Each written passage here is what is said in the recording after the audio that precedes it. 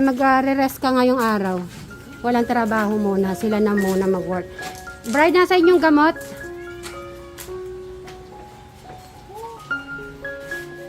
Ito yung kakainin. Ay, inumin mo yung dalawa daw. Ay, anong gusto mong inumin? Gusto mo yung Bajesic? Ito sa katawan sa lagnat. Para sa tumulong ito isa. Tapos ito antibacterial para hindi na bumalik. Sige, inumin mo na. Makinig ka kay Kuya Brian. May iniinom niya yan. Tanggal yung sakit ng katawan mo kung may sakit sa katawan. Bigyan mo na maraming tubig. Kasi pumasok po sa kitchen. Kaya na muna natin. Babantayan natin si Eric hanggang gumaling.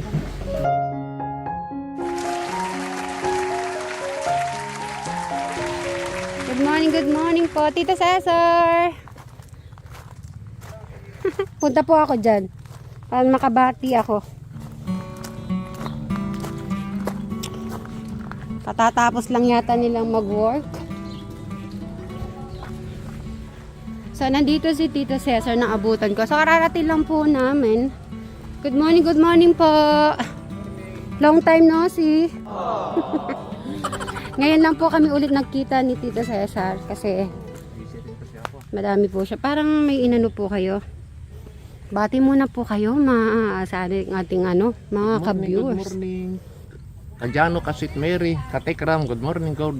Naway pagpalain po tayong lahat sa magbuong maghapon nito. Alright. Ayun si Tita Carlota, nag-hi din siya. Tita! Good morning po dyan! Ano pong ginagawa kaya ni Tita? Pero kalayo niya, narinig ko na yung good morning niya. Ito na pala ginawa nila, Crystal. Crystal, ito na ba ginawa mo? Ito. Gabol. At ayun si Jano, nagsasaing. May dala tayong ulam. May sisig at saka may gulay. May gulay siya na may ginataan. May patola si Jano yan. Ito sa'yo, Sar. Kamusta? Ayan si Madam Sharon. Mag-i-start po kami dito, Tito, yung sa harap. Papagambol ko para maging magpantay-pantay. Tsaka pwede po sila magdagdag ng mga tataniman pa. Total, may yero naman yan. Opo. Ganda ngayon. Ayun, may kasama kami yung asawa ni Madam Sharon. So para makasama nila Eric. Pagka maliwalas na yan, talagang malinis na. Pabindisyon mo. Opo. Pa-blessing natin. O sige, Tito. Hindi, pag natanggal yung lupa na yan. Opo. Ngayon po itatanggalin ngayon yan. Taniman sila dyan, gulay-gulay. Pwede. Yes. Gigisingin ko na po si Eric. Ay, hindi ko po alam kung tulog pa si Eric kasi ang oras ay 9:30, mga 9:30. Baka gising na rin po pala yun. So, punta na ako dito. Thank you. So, si Eric ay nilagnat si Eric natin. Baka nanibago at ang ating panahon ay ulan at mainit. Ang tagal na ng panahon, para ngayon lang nilagnat si Eric.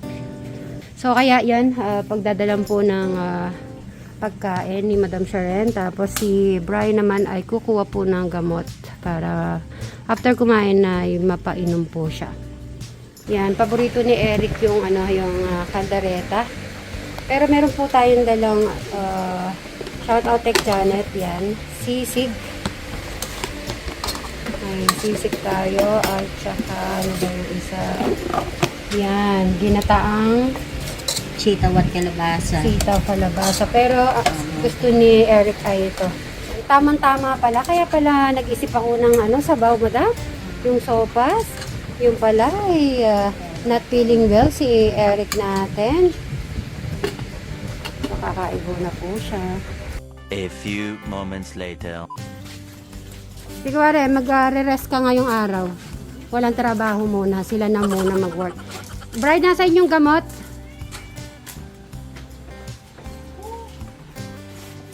Ito yung kakainin. Ay, inumin mo yung dalawa daw. Ay, anong gusto mong inumin? Gusto mo yung Bajesic? Ito sa katawan sa lagnat. Para sa tumulong ito isa. Tapos ito antibacterial para hindi na bumalik. Sige, inumin mo na. Makinig ka kay Kuya Brian. May iniinom niya yan. Tanggal yung sakit ng katawan mo kung may sakit sa katawan. Bigyan mo na maraming tubig. Kasi pumasok po sa kitchen. Kaya na muna natin. Babantayan natin si Eric hanggang gumaling. So, yun. At kailangan pong magpalakas muna po si Eric po ngayong araw. So, mamonitor po natin ang kanyang kalagayan. Sabihin niyo sa akin pag may kailangan kayong gamit masabihan ko si Bri. Yan, sabi ko ay tibagin na muna. Sa sobrang init po mga kasit Marys, kaya mag-iingat po tayo sa panahon. Oh, pangit na din.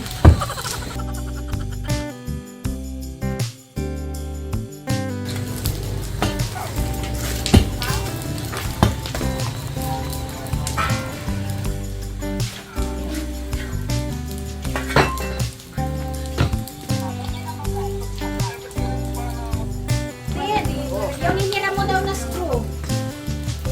Oo.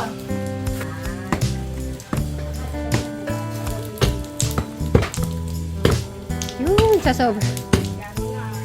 Yan. Yan talagang kailangan natin matanggal po.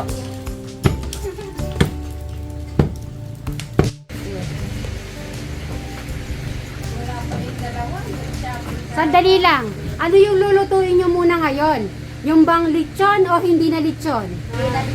Wala na lechon eh. Ano ka? Ate Mary, kami na bala sa ingredient. Oh, shit! Sandali lang. Gusto mo ko magpahinga dahil ayaw mo maging maalat? Or, Baka ikaw na UTI din. oh, ang sweet naman ni Crystal. Uupo lang daw ako, sila nang bahala. Yung healthy. Pag na ako na, matagal bago naman. Para kanino yung sopas na lulutuin mo? For brother Enrico, Tiber. Oh, ay sweet naman. Iyak na ba talaga ako? Don't cry. Sige na nga. Magbibilad po ng palay si Brian. At dahil naubos na po yung bigas, kailangan po na magpagiling na po. Dito siya magbibilad.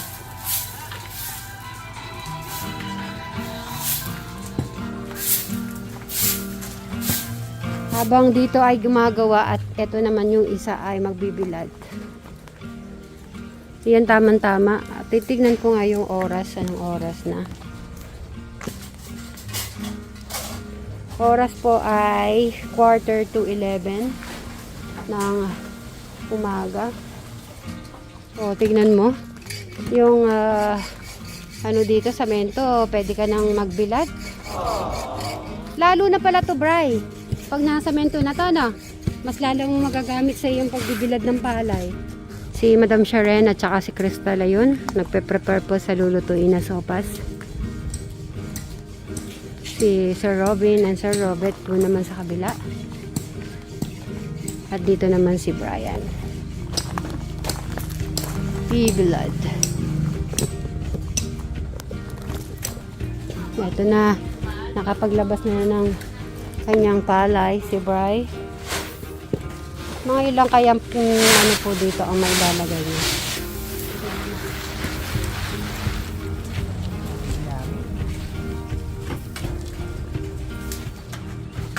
O, diba?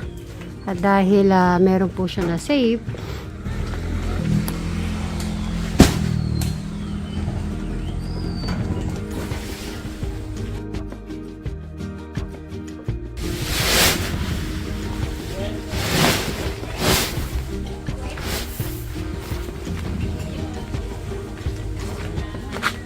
sobrang init.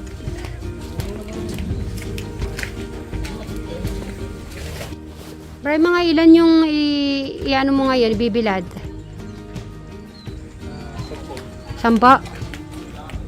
Okay, 10 daw. So, nakadalawang sako na rin po siya naglagay.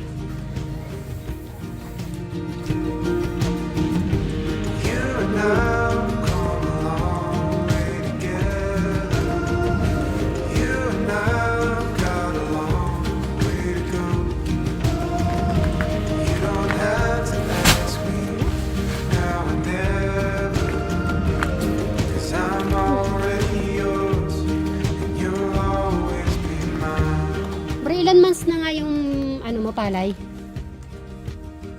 Right. 3 months na. 2.5. So, yan. Yan ang pinakahuli niyang harvest. Huling harvest to, di ba, Bri? May isang tagulan. Ang tag-ulan. Pag may tiyaga, may kakainin. O, diba? At dahil naubos na yung bigas, kaya kailangan niya ng painitin ang mga natabi niyang palay po. Yung last na harvest niya. Para makapagpagiling na rin po siya. Yun, 1, 2, 3, 4, 5, 6. So, naka-6 na siya. Baka maglalagay pa siya doon para makapag-10. Ang urak dito, umuulan. At syempre, habang mainit yung sopas, susubo muna po tayo ng sopas. Kasi pag malamig po yun, ay di na masarap. Sige, Bri, after mo nyan na tayo naman kakain. Pero medyo atang may ano.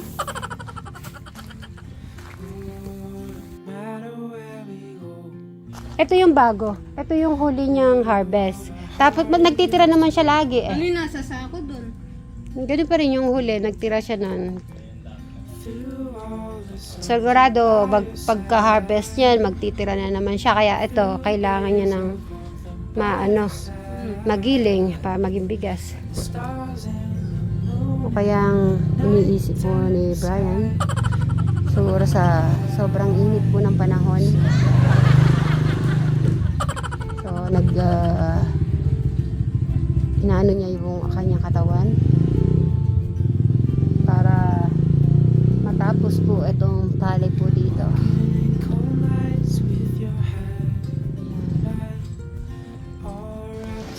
Talagang saktong-sakto pala yung nano namin ng sopas kay Eric. 2 o'clock inumin mo pa rin yung isa mong gamot na, yung binigay ng Kuya Brian mo. Yan, may rice na rin dyan. Ay, mainit. Mainit. Okay. Yan.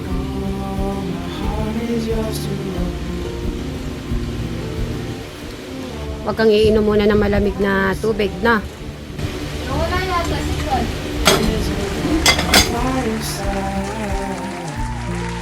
Stars and the moon in the nighttime sky.